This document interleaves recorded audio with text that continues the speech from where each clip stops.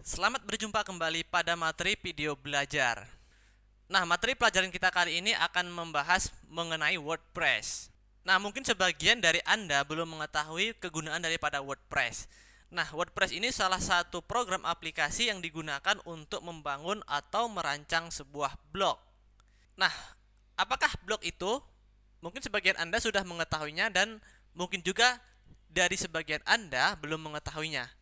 Nah, baiklah, di sini saya akan menerangkan sekilas tentang blog.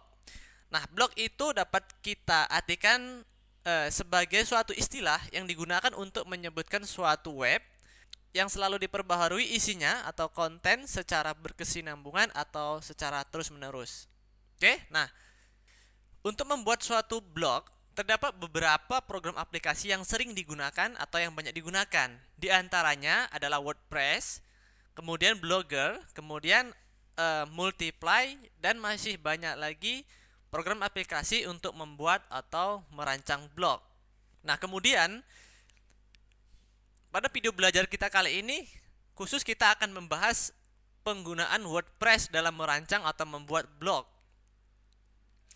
Nah, sebelum Anda dapat melakukan atau menggunakan WordPress, terlebih dahulu Anda harus melakukan instalasi WordPress Anda ke dalam komputer Anda.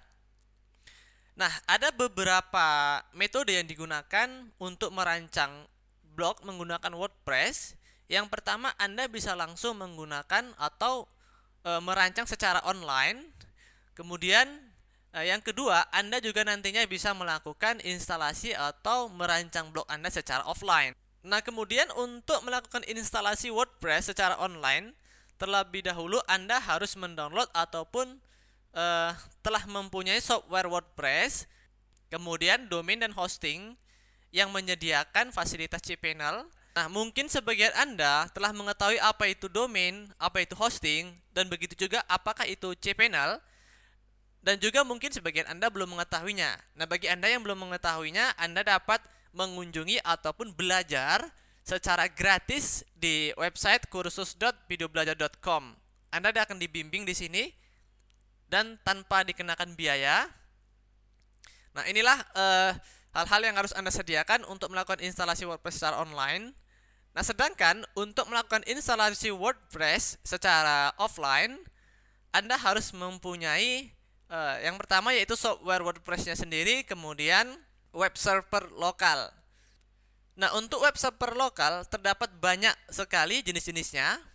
Nah, tetapi yang sering umum digunakan dan pada video belajar kita kali ini yang saya akan jelaskan nanti, di sini saya memilih 3. Kenapa alasan ini saya memilih 3? Karena inilah web server yang paling banyak sering digunakan, yaitu WAMS, kemudian SAM, APP, kemudian APP server. Oke. Nah, baik instalasi secara online maupun offline, kedua-duanya memerlukan software WordPress-nya sendiri. Nah, mungkin sebagian Anda belum mempunyai software WordPress-nya sendiri. Nah, terlebih dahulu kita harus melakukan download terhadap software WordPress yang akan kita install. Nah, bagaimanakah cara melakukan download terhadap software WordPress ini?